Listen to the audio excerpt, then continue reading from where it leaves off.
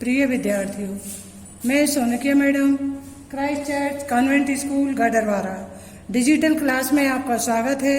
प्रिय विद्यार्थियों, मैं हिंदी टीचर कक्षा 8वीं पाठ 14 प्रेरक प्रसंग आपको समझाने जा रही हूँ। आप समझिए। सबसे पहले मैं आपको महावीर प्रसाद द्विवेदी का प्रेरक प्रसंग बताऊंगी। पहले इसके विषय में आपके लिए कुछ थोड़ा सा बता रही हूँ। देखिए, संसार में अनेक महापुरुष हुए हैं।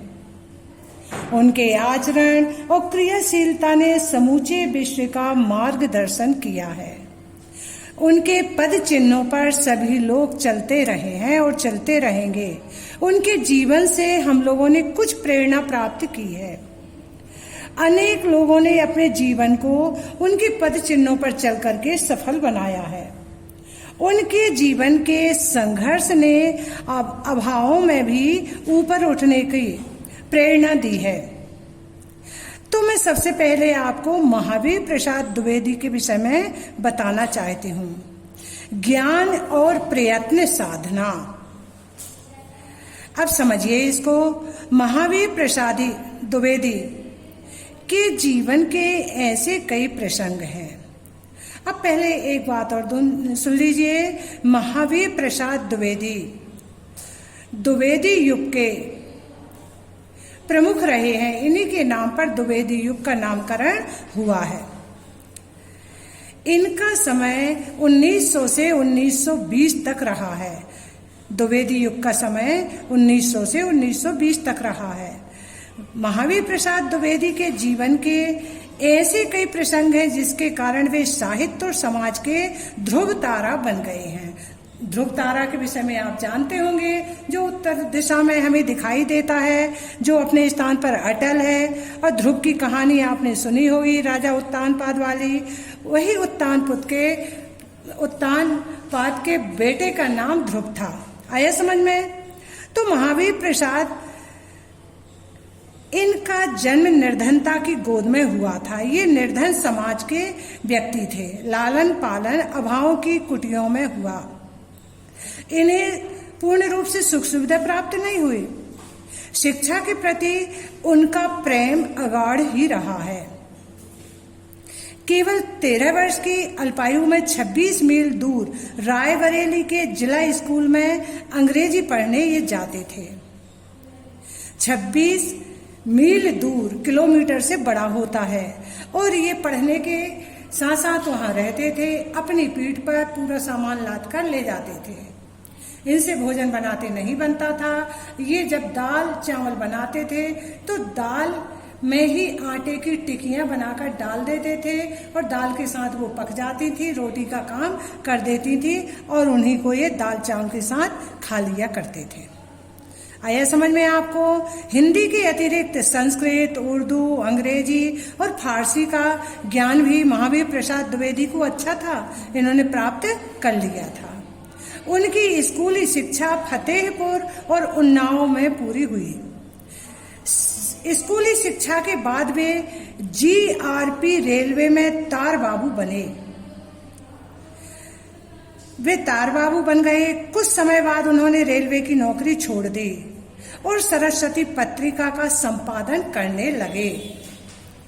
उनके जीवन का ध्येय केवल साहित्य साधना ही नहीं बल्कि समाज की सेवा करना भी था। अब इन्होंने रेलवे की नौकरी क्यों छोड़ी थी, उसके पीछे भी एक कारण था। वहां का अधिकारी इनसे कहा करता था कि तुम 8 बजे आओ और सभी काम वालों को भी 8 बजे लेकर के पहुंचना है। तो महावीर प्रसाद द्विवेदी ने कहा, मैं तो आ सकता हूं पर मैं काम वालों को विवश नहीं कर सकता। इस कारण से उस अधिकारी से इनकी थोड़ी बातें ज्यादा हो गईं, जिस कारण से इन्होंने वो नौकरी छोड़ दी और ये सरस्वती पत्रिका में संपादन का कार्य करने लगे। द्विवेदी जी का जीवन साहित्य शिल्पी के साथ साथ संत स्वभाव का था। ये बिल्कुल भोले भाले थे। एक बार पुरुलिया कष्ट आश्रम के बारे में एक लेख पढ़कर जो भाव आए उन्हें संपादक को लिखा और भेजा। क्या हुआ, पुरुलिया कुष्ठ आश्रम था जहाँ जो सफेद दाग होते हैं उसको दूर करने का कुछ ऐसे आश्रम था, वो रोग दूर हो जाता था। तो और वहाँ पर उसका नाम भी पड़ गया कुष्ठ आश्रम। तो उसके लिए इन्होंने एक लेख पढ़ा, लेख निकला होगा, पढ़कर मन में उन्हें भाव आए और संपादक को उन्होंने एक पत्र लिख दिया। भाई तुम्हारा लेख पढ़कर तो रो पड़ा। जो लेख आया था उसको पढ़कर महावीर प्रसाद द्विवेदी को बहुत दुख हुआ और उन्होंने जवाब भी दे दिया। मेरे हृदय में अजीब परिवर्तन हो गया है। दूसरों का दुख सहज दूर नहीं किया जा सकता। पेंशन के 7 रुपए में से 5 रुपए भेज दिए हैं। अब मन बेचैन है कि 7 रुपये क्यों नहीं भेजे। मेरे मन में ऐसा आ रहा है वो 2 रुपये और मैंने क्यों बचा लिए। एक बार रास्ते में जाते समय देखा कि एक किसान नया अन्न खाकर बीमार पड़ गया है। कहते हैं ना कि नए गेहूं हैं, इनको मतलब कम खाना, नए चावल है, ये मतलब पचेंगे नहीं, ऐसा कुछ कहना रहता है। इसलिए उन्होंने एक व्यक्ति को देखा जो रास्ते में बीमार पड़ा था, उसने नया अन्न खा लिया था। बस लौटकर चले घर की ओर। घर जाकर दवा लेकर ही लौटे और उस व्यक्ति को उन्होंने दवा पिलाई और उसे स्वस्थ किया। बनारसी दास जी के पूछने पर उन्होंने कहा, सेवा और साहित्य रचना जीवन के अलग अलग 2 पहलू मात्र नहीं है, वरन ये दोनों एक ही सिक्के के 2 पहलू हैं। एक के बिना दूसरा अधूरा है। आया समझ में? ये इनकी सेवा साधना थी। ये किसी को दुखी नहीं देख सकते थे।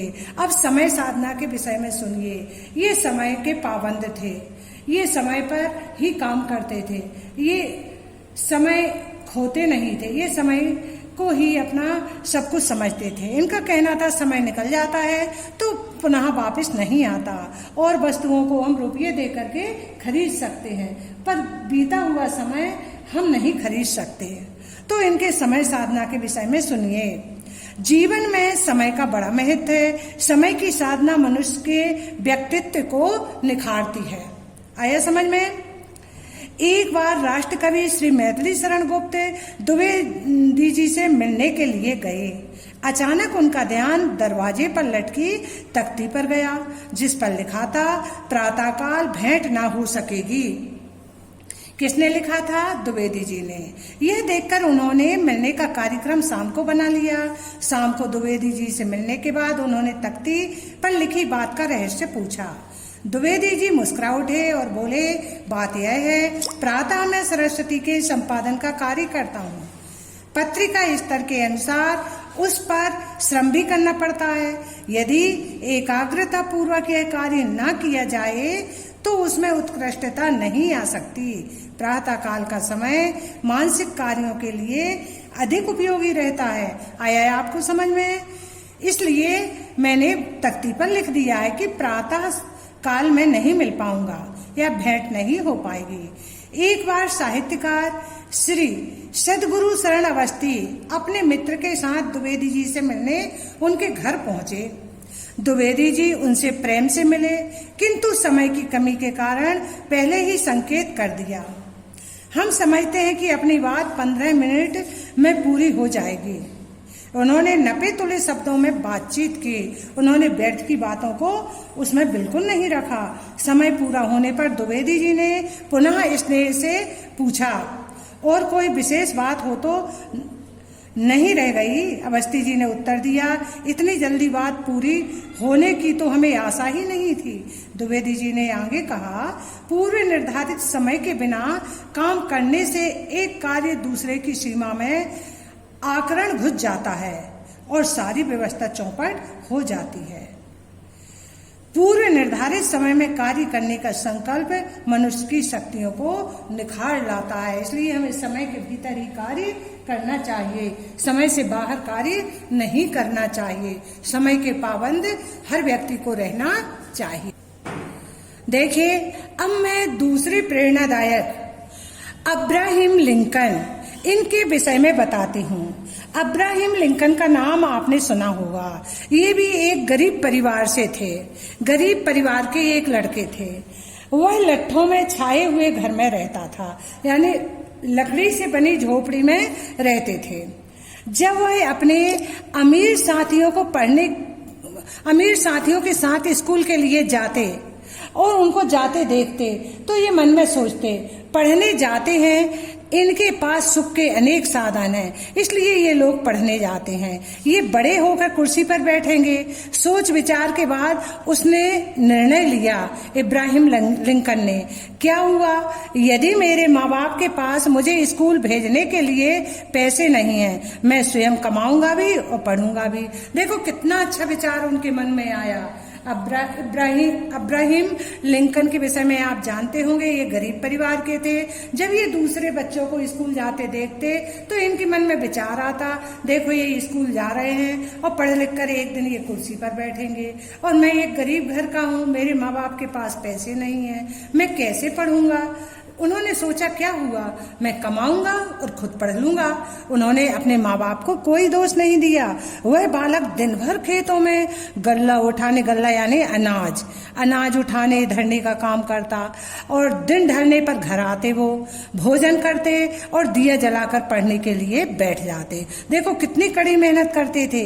यह सिलसिला उनका रोज का हो गया, प्रतिदिन वही यही करते थे। पढ़ने में उनकी बहुत अधिक लगन थी। आधी रात तक वह पढ़ते और फिर थकान लगने लगती तो वो सो जाते। किताबें उनके पास ना थीं, उनके पास किताबें नहीं थी क्योंकि वो गरीब थे। कहाँ से किताबें लाते? पढ़ने लिखने के लिए वह मांग कर अपना काम चला लिया करते थे। एक बार उन्होंने किसी से किताब मांगी। काम से लौटने के बाद उन्होंने पढ़ना शुरू कर दिया। पढ़ते पढ़ते वे सो गए और क्या है, उनका दीपक जलता रहा, किताब खुली पड़ी रही। मुँह अंधेरे जब वह जागा तो सर्दी में पड़े रहने से उनकी देह ऐंठ गई, यानी अकड़ गई। कोहरे से किताब भीग गई। जो कोहरा गिरता है ना, ओस जिसको बोलते हैं, उससे वह किताब भीग गई। दिन चढ़ते ही उसे काम पर जाना था, किताब लौटानी थी।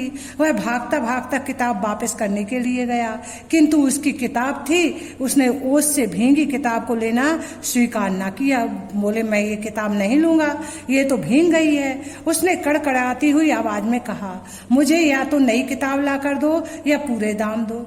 अगर तुम कुछ नहीं कर सकते हो तो तुम्हें 4 दिन मेरे खेत में काम करना होगा, खाना मिलेगा, तनख्वाह नहीं मिलेगी।